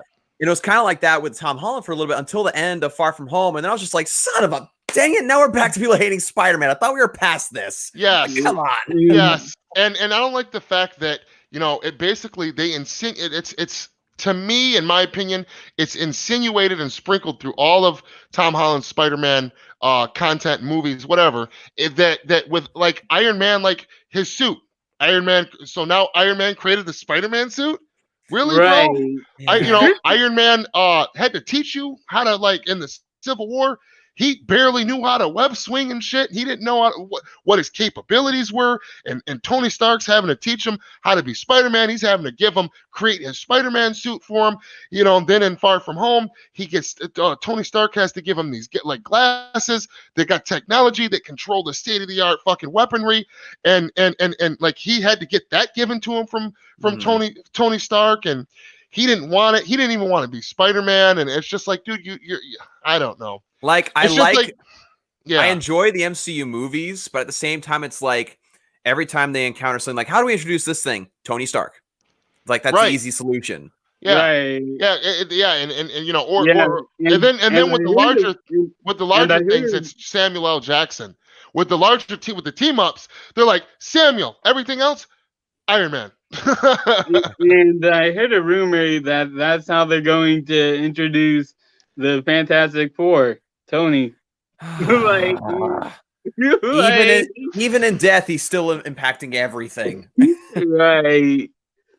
Yeah, I mean, now again, this they're is not to hate on the talking about- MCU or anything, but again, there's still too much of that happening with Iron Man coincidences. I mean, like I said, there is definitely some MCU that are actually in, the MCU that I enjoy. Yeah, there is, definitely. they're not all bad. It's just that, like I Right. said, there's a difference. Like I'm not one of these like far like leftists or whatever you want to call it, where I'm just like so out there that I'm like, oh, I hate all Marvel. It's just like Right. especially the Spider-Man PS4 game. I really enjoyed that when it first came out. I played the hell out of that thing. But it's just that, like I said, they've got a couple of movies that are very good. Like, I really enjoyed the first Iron Man. That's probably, that was actually a very well. I don't think they really brought that same fire in any Iron Man movie after the first one. Like the stakes were so high in the first Iron Man. There was like, I can't even believe that it didn't get an R rating. There was some scenes in there that were really dark, like where he was like a hole in his chest bleeding, and like that dude's trying to kill him and he's paralyzed, and there was some dark shit in there. And like they had, not dark, dark for the MCU, and I really appreciated that movie. And after that, they never pulled it off right to me like the first one did, Yeah. Really, like the Marvel movies that I like, I really Thor 1, Thor 2, and the Captain America 1 and the Winter Soldier. Like really, those I would say are my favorite of the MCU. Yeah. But and other than that, Winter Soldier was pretty good. Yeah, that was pretty dope. Pretty dope. There was actually there's a comment right here. Chubby Teddy Monster just comment a little bit. Okay, we're and says 724 timestamp. Yeah, I love this just because again I'm a huge fan of Batfleck and I love that he made this comparison. What Batfleck did for Batman is what Garfield did for Spider-Man, in my opinion. I agree. Yeah, and here's why. Yes. Here's why. Because Andrew Garfield and Ben Affleck, I don't know why I never put this together before, are versions of their characters that both take a lot from the comics, but also reinvent it in certain ways. Exactly. And like Andrew Garfield, his Peter Parker isn't a straight up nerd, which is refreshing in my opinion. Yeah, was still a fun and your friendly neighborhood Spider-Man. And Ben Affleck's Batman, he was like dark. Really, this is and really like this is something. That's very good. That's very good, man. And really, this is something that Stan Lee actually commented with Andrew Garfield's Spider-Man. He actually said that his favorite interpretation of the Spider live action adaptation of Spider-Man, and this was when Tom Holland was in the MCU. He said that his best live action adaptation was Andrew Garfield's. And yet people trash on it so much. It's ridiculous. And another movie that gets trashed a lot, and this is brought up by Lord Koj. They said, I missed the first Iron Man and Incredible Hulk. The Incredible Hulk is one that I really liked, actually, with Edward Norton. Yes. Oh, man. I'm so happy you said that, bro. Because I'm a huge fan of Edward Norton's Incredible Hulk. Yeah. I was really genuinely when way back when it was first announced that he was after that movie, that it took a while for the information to leak out. That I Yeah. thought that, hey, that was a great movie. He's a great actor. I liked him before that movie, and I was like, yes, he's gonna nail this shit. And I Yeah. loved the movie. But then, after it came out, it started leaking that him, and the studio weren't getting along because creative differences when they're supposed, you know what I mean? And it's again another, situation where they told him when he signed on that his terms for if they wanted him to play, Bruce, and that he wanted to tell this story, that he put it before them, they approved it. Well, then once they got in there, they said, nah, we're gonna change this, we're gonna change that, we're gonna change this, and you're not gonna have that scene in there where you're putting a gun up to your face and you're trying to plug yourself, because he wanted to go deep with the toxicity. He wanted to go into the toxicity of the old school Incredible Hulk, that was that hulking, like, scary, and like the TV show, monster. how he's like wandering around. That's what I love about the Hulk movie, was that it had those aspects to it. He was trying to, and he was trying to do that. They told him on, that he was going to be able to do that. He got in there, and it was just a shit show. And I guess that by the end of the production of the movie, they knew right then and there, we're done with him. They didn't announce nothing, but they were just, that because he was actually trying to fight back. Like, no, he had to fight tooth and nail just to keep in a lot of the scenes that we got in the theatrical cut of Incredible Hulk, because they were trying to get rid of them too. And I'm loving Chubby Teddy Monster's comments right here. He said another one. He said the Marvel movies are like dating a real hot chick. She's great to look at and do your dizzle on, but after spending more time with her and actually having a conversation with her, there's no substance. Oh, he just went in, bro. Like, again, I do like the MCU movies, but at the same time, like, I totally agree with you. Oh, I'm dead. I am dead. Yeah. Chubby Teddy Monster Productions, man. He's got a hell of a sense of humor, man. Personality, boy. He's been on my channel quite a while, and a lot of other people's, man. He always shows good support, and he always cracks me up and entertains the hell out of me, man. I don't know if I can finish the stream.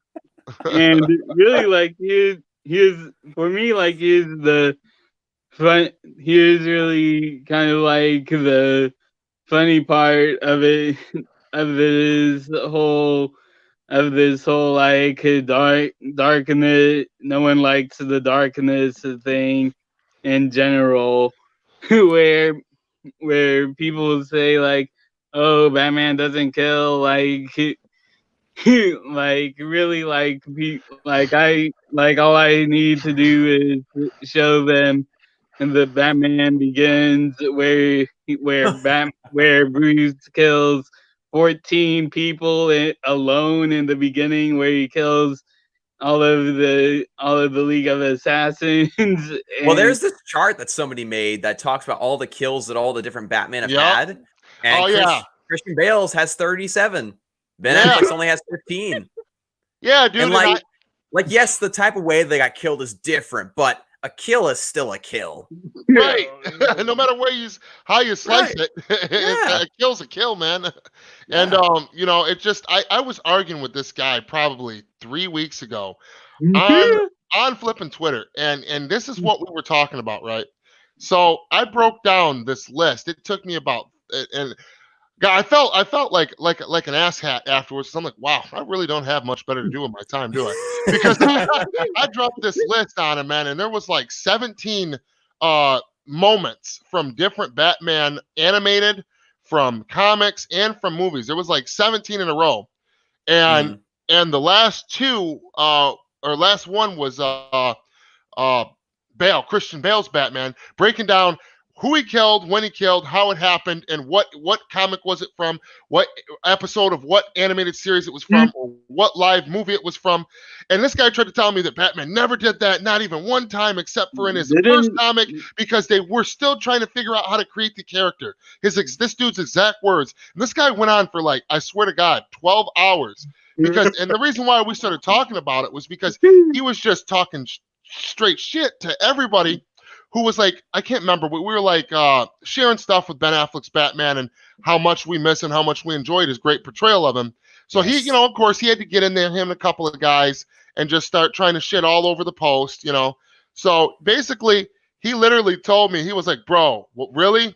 I'm not even reading that. You have no life. And Speaking of no Flag, life. yeah, like, nice. Hey, I see it. Nice. hey, and here's the thing, like, Let me with talk the, about this real quick so I can get this off the screen real quick. Teddy Monster Productions said this Strike it earlier. again. He said, yes, Edward Norton Hulk had so much potential. They hinted at leader being in future movies. Now, what I'm looking, and this is how you know, and this is another thing that I wanted to talk about. You know how we were just talking about earlier about Iron Man is leader of everything, and everything has to do with him and connecting him. And Incredible Hulk, they made it seem like by the end of the movie that he was like, boom, he got full and he smiled, and his eyes were dark green, but he was human. Mhm. He had tamed the Hulk power and figured out how to tap into it and turn it on and off. And they hinted at him being the leader of the event. He was going to be Well, like, I think what he's Oh, meaning look. is the character leader, like the character who has like a massive brain, right? well, that too. Yeah. Yeah, that too. That and too. No, yep, I know what you're talking about. But I'm saying I think that his version of the Hulk would have been more of a leader, whereas Mark Ruffalo's I is agree, really a yeah. way background kind of guy that Yeah. they pull out Oh, last minute if they need to, and he's kind of like a wild card. Whereas I think Edward Norton's version was going to be more front and center and taking Yes. charge, not necessarily the leader, but he's going to be more, More of a leader than what yeah. is Mark Ruffalo, yeah. yeah, more of a yep. And really, like, here's the thing with that, like, with Edward, and like there was late, like very recently there was some backstage stuff that came up about really how really originally the Hulk and the True. person where yeah, very true, Koj. But in the original Avengers movie, the first script, there was going that that Loki was actually going to hypnotize Hulk, and there was going to be like this brains and bronze kind of vibe with Loki and Hulk.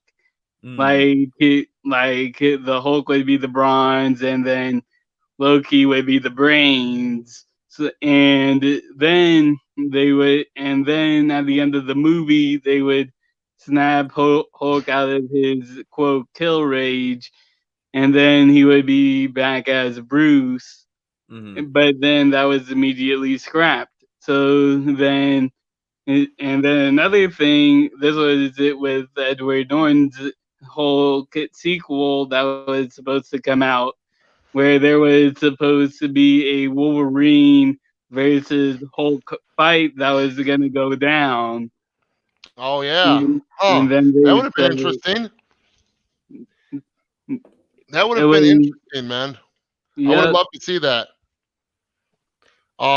It's just I can totally see what you're saying with that, because I remember in the first Avengers movie where where Bruce was back there with the rest of the team and they were all arguing, about something, and all of a sudden he just started acting crazy, picked up that weapon, and like he was gonna attack them with it. And then he had a couple of interactions with Loki. You know what I mean? yeah, And just like you can really kind of see that that could definitely fit that narrative. You know what I'm saying? With what they were going to do intentionally before they scrapped it and revamped it, as you said, right. that idea, because they did in the second movie, Age of Ultron, did tap into that, but they just changed who was doing it to the what was it? The witch girl? Scarlet Witch. Scarlet Witch. Yep. Yeah. Yep. It was Scarlet Witch that was tampering with his mind.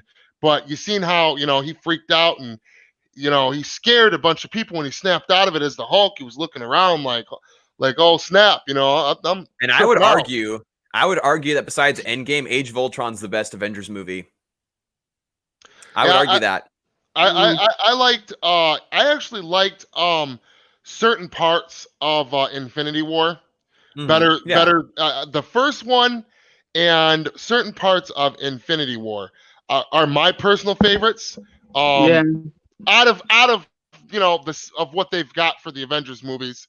But Ultron, Age of Ultron, it definitely had its moments.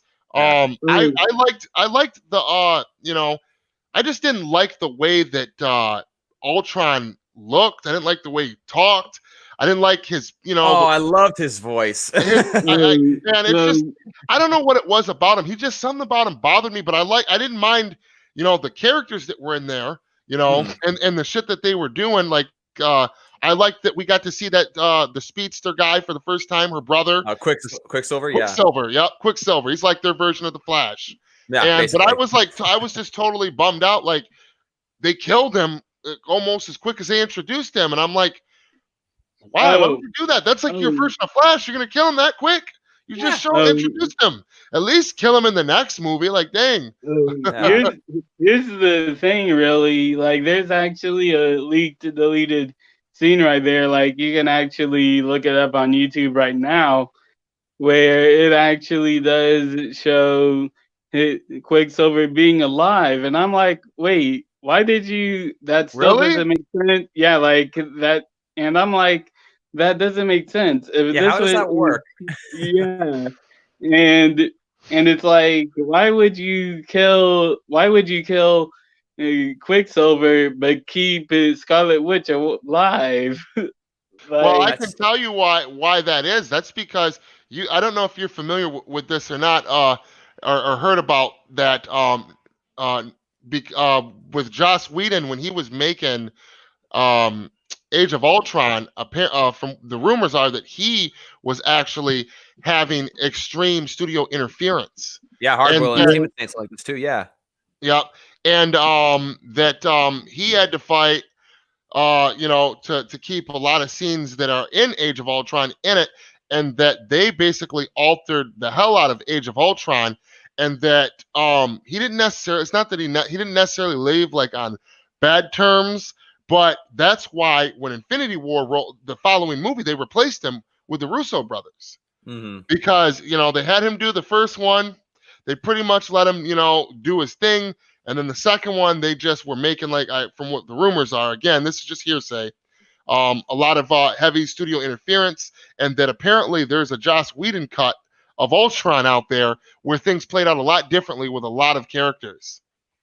Yeah, and so that would make sense if there was it would make sense, but that's also shocking. I didn't know that there was a scene out there. I have to try and look that up with Quicksilver where he's still alive. But. Yeah, apparently, like going back to Spider-Man, like this is all rumors, but with everything turning out as it's turning out to be, like I think it's going to be a proven fact just eventually. So I don't know if you heard about this, but there's a rumor going on that for this next phase, Spider-Man is gonna have a schoolboy crush on Captain Marvel. Yeah, and here's like the whole plot of it. Shoot me in the face. Here's gonna be, and no joke, like here's the reason for that. Like they said that Kevin. It's rumored that Kevin said that the reason why they wanted to do that was because they wanted to prop up Captain Marvel to be the leader of the Avengers, which is why they wanted to push his Spider-Man as the new head of the Avengers from the beginning, so that at the end of Phase 4, that Captain Marvel is going to be the leader of the Avengers. Man. And you know what? Speaking of that Age of Ultron, we were just talking about. Hardboiled said, it's funny how Joss Whedon was upset at all the studio demands for Age of Ultron, and yet, lo and behold, he reshoots Justice League from studio demands. I And then agree. Lord That's Koj commented and just said, freaking studio demands. Studios just need to get out of the way. They're not the creative ones. The directors are, the producers are, the cinematographers are. They just need to step out of the freaking way. yeah. But with Warner Brothers, it's not going to happen, though. Yeah, it's yeah. If Warner Brothers has proved, I mean, and you know, and what trips me out is that you go back as far as what was it, Superman 2, the original Superman 2 with Christopher Reeves, And the Donner cut. the Donner cut, and it's like, so you're telling me what does anybody remember what year was that when Superman 2 came out? Was it 1980 or 1982? I want to say it was like 1980, right? You know what I'm saying? Yeah, roughly? let me see. It might be the first one came out in 1978, didn't it? Yes, 1978 was the first one. The second one wasn't. Yeah, 1980. Yep. So you were right. So 1980, when the first, when Christopher, when Superman 2 came out, it was 1980, and then how many years did it take for us to figure out? Years. Almost 30 years. We had to wait to find out that as far back as then, Warner Brothers was tampering with their creatives, diluting and polluting their creative vision and changing shit, and it took 30 years for his cut to come out. Did you guys know? Did you guys know? I actually had an interesting discussion with Prime 76 in his live stream the other day about Superman. When they were making the Superman movies with Christopher Reeve and Richard Donner at first when he was directing, both of them wanted to make a darker kind of backstory for Superman. They wanted to make a more, not like mature, not like Game of Thrones mature, but like a mature film that dealt with more of those realistic elements into it. But the studio did the same thing. They're just like, no, it needs to be fun, needs to be campy. And so like, got some things out of there. Hardboiled. Yeah, go ahead. Hardboiled said, yeah, even Endgame had Peter looking up at Carol like, whoa, she's hot. And she smiles at him like, you're a cute guy. Really? I didn't pick up on that. Really? Well, I don't know, man. I hope they see now. You've got me convinced. You guys stop it because that is so cringy. I don't want to even think about them doing that. Don't destroy Spider-Man more, man. Please. Like Sony is doing okay. The first, what do you guys think about the Venom movies from Sony? I liked the first one. The first one was fun. Yeah, the first one was good. I don't get why people hated it. They're in the middle of making Venom 2 right now, as y'all know. Now the first Venom movie, definitely had issues. Here and there, but overall, I really enjoyed it just for the simple fact that they tried their best to give fans what they wanted to make Venom look accurate as they could, and and I really liked the way that they handled it. Obviously, because of the contract negotiations with Spider-Man, they couldn't have Spider-Man in the movie. I guess they're going to have a cameo in the second one, but they have not announced who's going to be the Tom Hardy's Venom's Spider-Man yet. They haven't said. In my opinion, I really don't think it's going to be Andrew Garfield. Wouldn't that be sick if we had like a surprise cameo? I mean, I doubt it'll happen, but like a surprise cameo from Andrew Garfield. I'd be down for that. Oh my God, bro! I'd be so down for that. Like only just a real quick, But you know how, dude, that would. I'd be so flippin' stoked if that happened.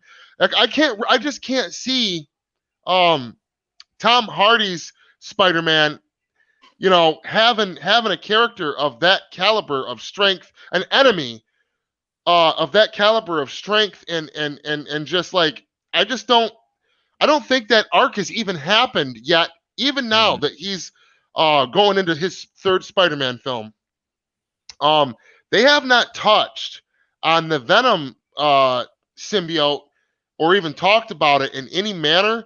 So to me, it doesn't really, it just doesn't really make sense because it seems like his Spider-Man being so unexperienced right off the rip, as soon as they introduced him in Civil War, there's no way that he could have ran into Venom prior to his appearance on Civil War, where he didn't know how to even fight yet or manage his powers yet. He's still learning. There's no way he could have fought a foe like that. There's no way. So I'm thinking that there's a possibility that I don't know. Maybe they'll just get a random dude and be like, this is Peter Parker, for his little cameo. I hope they don't do that, but they very well could.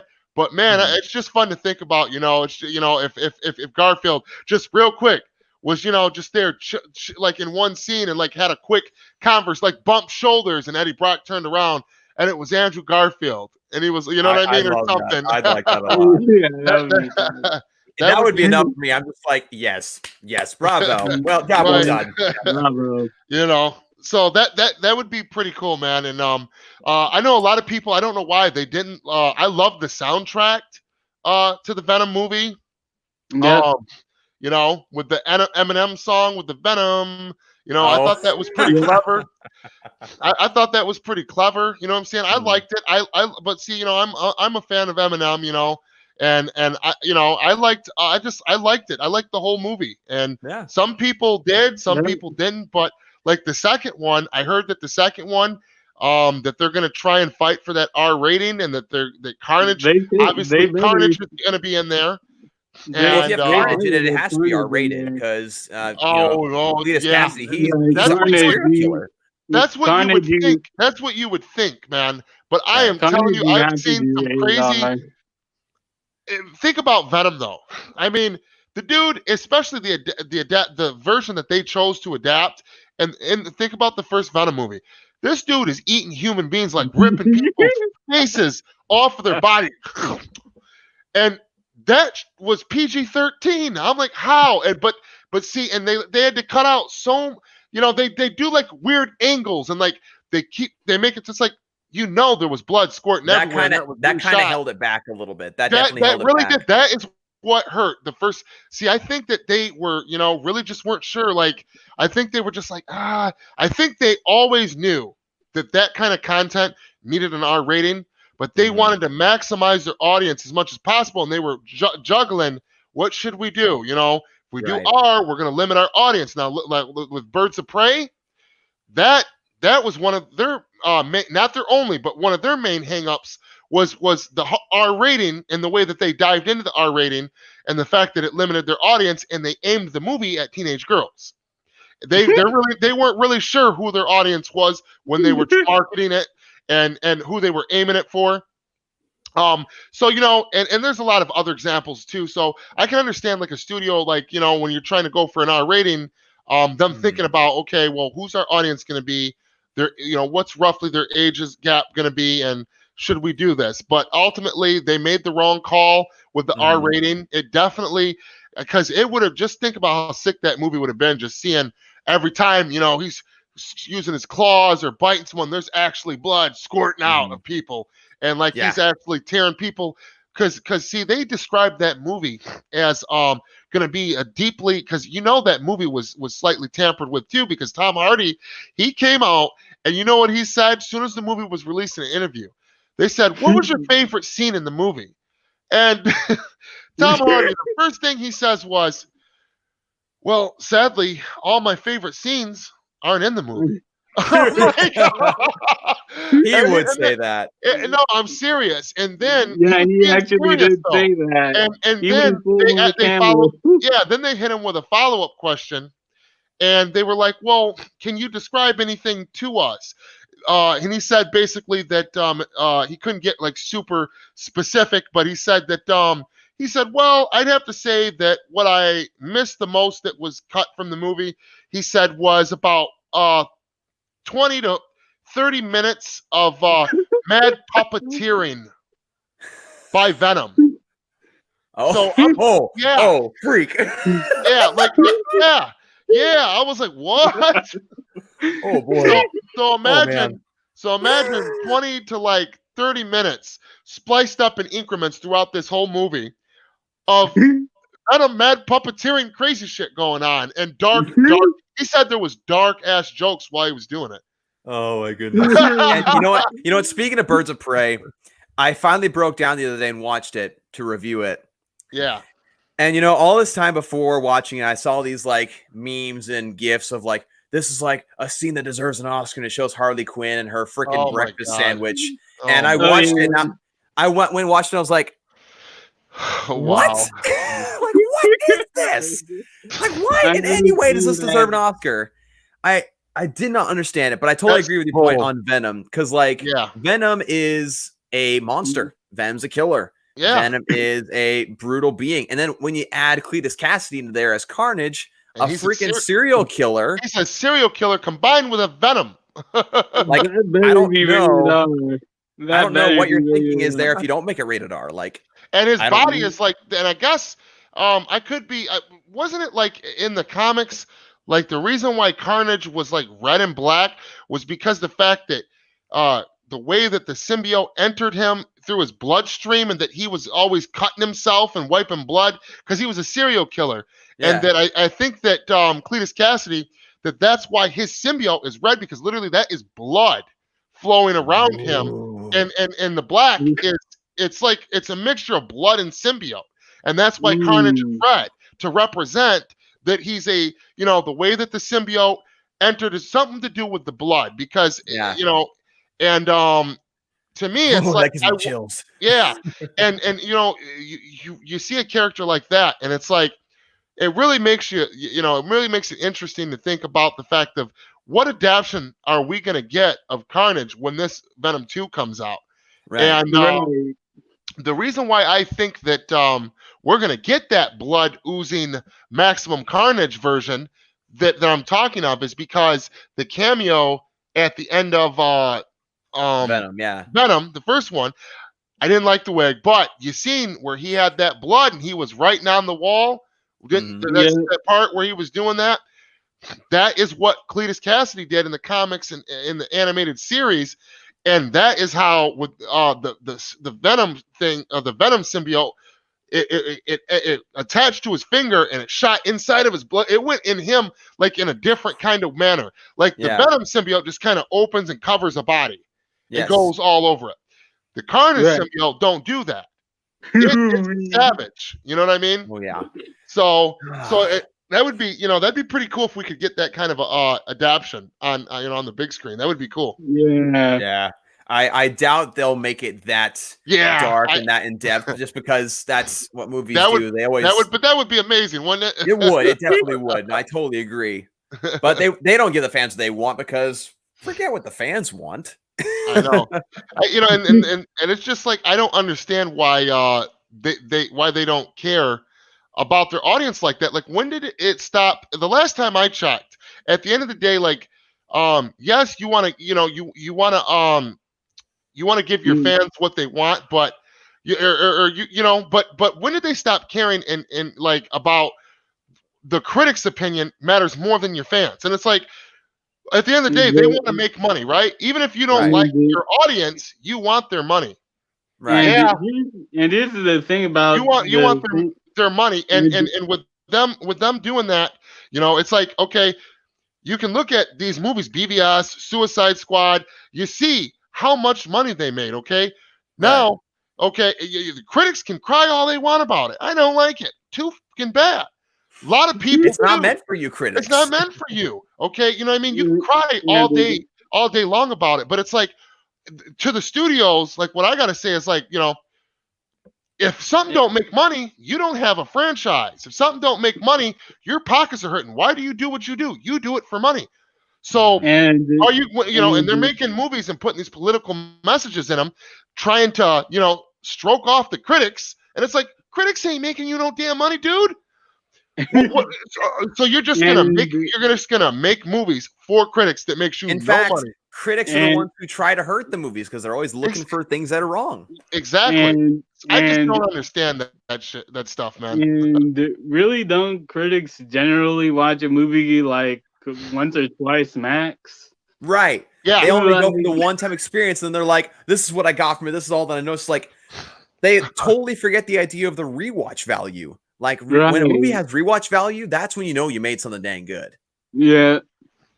Okay, Hardboiled said personally, I'd love to see Andrew Garfield in the DCEU as the new CIA Jimmy Olsen agent, helping Lois find Luthor to take him down. He can even give Lois and Clark the communication watches. Ah, That'd be That kind of would cool. be cool. that'd be Yeah. cool. That's something to think about. That's different. I like that. Yeah. Pretty cool idea. And there was a lot of people. In fact, I actually had a conversation with somebody on Instagram about this. It's one of those classic people who are like, well, Zack Snyder obviously doesn't like the comics of the characters because he killed off Jimmy Olsen. It's like, okay, Oh my first off, God. he made Jimmy Olsen more cool than he was in the comics. Like in the comics Right. and other shows, he's just like this simple guy that's just like, oh my gosh, it's Superman. Get a picture. There it Exactly. is. But in this Yeah. one, he's actually a BA person. He's a CIA agent. Yeah, he dies, but that's Yeah, the because dude- they weren't trying to build a universe. The dude's a badass, but he got in a bad Ooh. situation and got plugged. You Right, know? but they he was forget- a badass though. Right, but they forget that they weren't trying to build a universe. They were just simply doing a 5-film arc. So they just wanted to introduce Right. him, have him in there, and then he didn't have to be in there that But- much. So And- then and he think- died. yeah, and think about this too. Yeah. Chubby said, yeah, critics don't even pay for movies. That's a good point. Yeah, critics do not pay for movies, so why continue to create movies for critics when Ooh. That's- Hardboiled Entertainment just made a great comment. He said Sonic is a teachable moment for studios. Listen Yup. to the fan studios. There's money to be made. Exactly. That is the one thing I always point out when it comes to the Snyder Cut and things and the Ayer Cut. It's like, look what happened when they remade and reanimated Sonic. People actually went to Yep. see the movie. They Yeah. were appreciative Yeah. of that they listened. Exactly, and I even mentioned that, dude, in one of my videos. I even said I brought it up about Sonic, and that's the point that I was trying to make too. And I said, I know that you're not listening, Warner Brothers, but if you are, look at the goodwill that your audience, which is your money, look at the goodwill that that Sonic got in return for trying to to give their fans what they wanted. They all rushed out and supported that movie. They went and seen it, Mhm. and most of them more than once. They took Mm. their kids, their whole family. Most people did, and Right. and the numbers don't lie. And and you there know, are actually and that simply just goes to show you that communication with your fan base, like, that is your money, and that Yeah. is Warner Brothers' biggest problem. Okay, for example, with the Mm, Godzilla verse, I love it with all the properties that they got with, like, between the DCEU and all the big blockbuster budgets. It's insane to me that there is no middleman anywhere between their fans in the studio. Nobody communicates at all. They just take all their buku bucks and throw shit at the wall until something sticks. And to me, that's like playing Russian roulette with your money. That's crazy Yeah. shit right there. And I just don't understand when they're obviously watching Marvel and trying to take what they're doing, and they're like, oh well, we want to do that too, and that's what over Zack Snyder. And it's like, so clearly you're paying attention to them. So why is it that the most important thing that they do that you guys don't, why haven't you learned that, maybe we should start communicating with our fucking fans? You know what I mean? Like, and it really I want to point something out that even adds more credibility to the whole Sonic thing that no one is talking about. Like I saw on Twitter, like there are actually a few people that said that they weren't really interested in the Sonic movie at all because they weren't Sonic fans. But when Paramount said that they're going to reanimate Sonic, they said that we're going to watch Sonic just for the fact that they listen to the fans. yeah, So and that is about such that. that's such a great point. And it's just like, I remember when they first released their post, the PR team or whatever for Sonic. And I'll be on in a minute. I got to end this live stream soon. I got my son here. But I remember when they the PR team came out and they said, you guys didn't like it, and we heard it and we listened. We're going back to the drawing board and da da da da da da. Remember when they first announced that? Whatever they wrote, it was basically something like that. And I'm like, Yeah. that is so cool that they even, acknowledge this and are Mhm. speaking and making people feel like they're not being left out the loop, letting their fans know, hey, this movie is for you, and we are going to fix it and make it the way that you want it. Yes. That Mhm. how much goodwill alone. It's like, what did you have to put like into that movie to re-CGI that? And guess what? With the kind of money you made, not shit, because you made way more than what you thought you were going to make. This movie made so they're already making a sequel for it because of how Yep. successful it was. It Right. wasn't. It Mhm. wouldn't have been that successful. I'm not knocking it, but it would definitely wouldn't have been half as successful if they would have just gave it the Warner Brothers treatment, and they just threw it out. Threw out a trailer, and then the movie came out, and every fucking scene that's in the trailer wasn't in the movie, and they just completely ignored and said, "You to the fans." That Mhm. movie, that's what Warner Brothers does, man. Yeah. Exactly. And And I guess they'll just never learn. Go ahead. Yep. yeah, I want to make one real quick point. I know you need to get off there. I just want to make a quick point that it's totally right. And I think what's interesting about that is you mentioned, or I guess Jeffrey mentioned how people said they weren't going to see it in the first place just because they weren't Sonic fans. Once they've changed it, they went and saw it because they were intrigued by the production studio's concern for the fans and wanting to please Right. the fans. It'll be the same effect when the Snyder Cut is announced because, people are saying like, or people wanting the movie and people maybe that aren't DC fans don't really care. Right. But then as Right. soon as it's announced, they'll see like, oh, like they're actually releasing it for the fans because the fans want it. I'm intrigued to see this. Even the ones Exactly. who hate the movement will go and see it. Everybody's going to go and see this At the thing. very least, just so they can criticize it. Yeah. At the very least, you know what I mean? Yeah. And yeah, that's a very relevant point, man. And I don't know. I just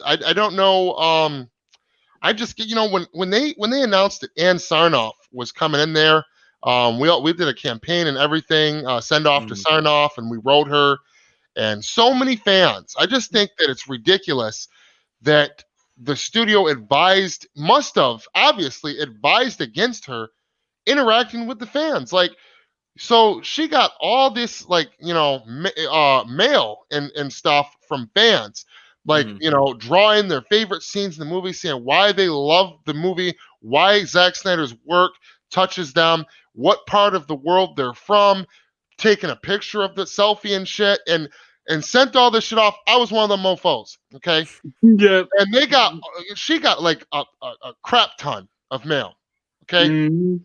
You know that she didn't even didn't make a statement. She didn't address it. She just completely ignored, like, and she's brand new there, and it's not her, but it's just crazy to me that obviously Warner Brothers advised her not to reach out to anybody, and it's like, why is it? I don't understand where their mindset comes from. That I just don't understand the way they do business. It's crazy to me, you know. Yeah, I don't get it either. They're in the Yeah. business of trying to please the critics and not the fans. They're in the business of simply looking at money and not for what their product is. That is their main problem. It definitely is. And you guys got any more topics? You want to jump off of before I end the live stream? Really just one subject, really, like Hardboiled Entertainment says, and supposedly off the record, Aunt Sarnoff said she was touched by the letters. Hmm.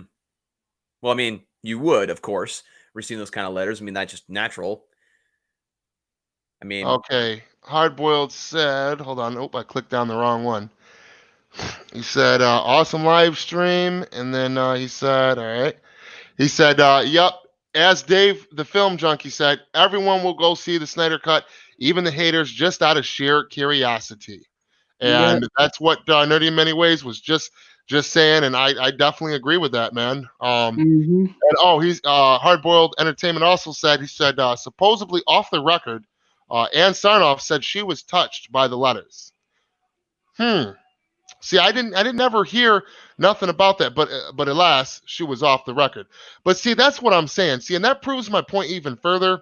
I don't blame Ann Sarnoff. I know how right. how Warner Brothers does in business, and that that just to me proves the point I was saying, making even more, because it's just like I just don't understand their business antics. They make no freaking sense. Mhm. You know, it's like, can you imagine being a company where what you do is just like 99% of what you do is based off your consumers, and you literally tell your company like, you know, them, don't talk to them.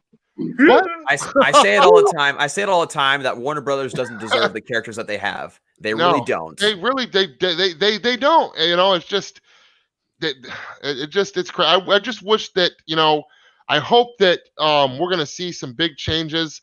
Hopefully, maybe they wise up a little bit, because they've got a lot of good people that are very intelligent and love and support Zack Snyder, rising up in high profile positions all around Warner Brothers.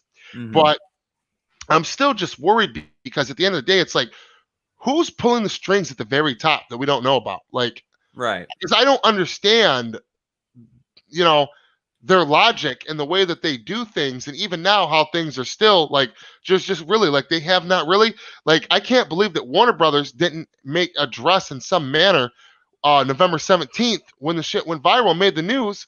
Why that would have been the perfect opportunity for Warner Brothers to come out and be like, and for all you that may not have known, that's our product, and we're going to be giving this to you next summer at this date, and da da da da da. You know, and roll off of that, getting free coverage on the TV. You didn't even have to pay for that. You got 3 or 4 different news channels playing this, and you've got it, you know, all over the web, going viral, the tweets and shit.